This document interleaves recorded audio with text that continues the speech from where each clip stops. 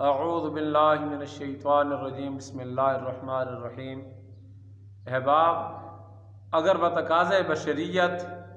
कोई भी गुनाह सरज़द हो जाए, पहली बात ये जहन नशीन कर ले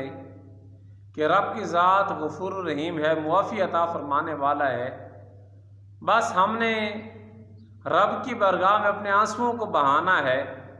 अपने की हुई गलती की मुआफ़ी मांगनी है। मौला हमसे वो गुनाह हुआ मुआफ़ी अता फरमा दे। और उलमा फरमाते हैं कि अगर अस्तगफिरुल्लाह रब्बी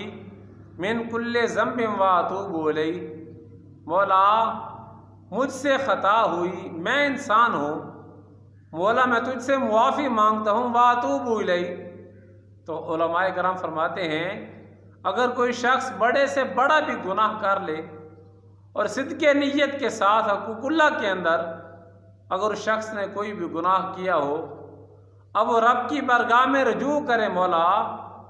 मैं तेरी बरगाह में हाजिर होकर अपने गुनाहों की मुआफ़ी मांग रहा हूँ, और 111 मरतबा ये कलिमात अस्तगफिरुल्लाह रब्बी मिन कुल्ले ज़म्बिन व अतूबु इलैह, 111 मरतबा ये कलिमात अव्वल आखिर 3-3 मरतबा दरूद शरीफ पढ़ें, फिर अपना सर सजदे में रखें, क्योंकि सजदा मेरे रब को बड़ा ही पसंद है कि जब इंसान रब की बरगाह में आजिज़ी के साथ,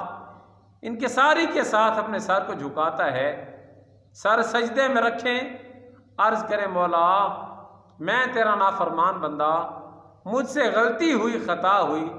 मौला तू गफूर रहीम है, मुआफ़ी अता फरमा दे। उलमा फरमाते हैं कि खालिक कायनात जल्ल जलालहू उस शख्स की तौबा को कबूल फरमाएगा।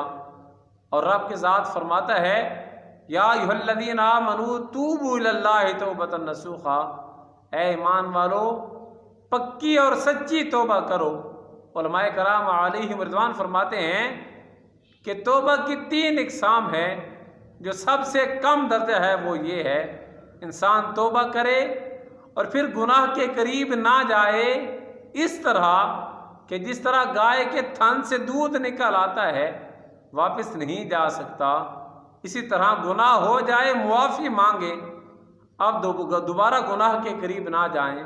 तो यकीन कामिल कर लें कि खालिक कायनात जल्ल जलालहू ने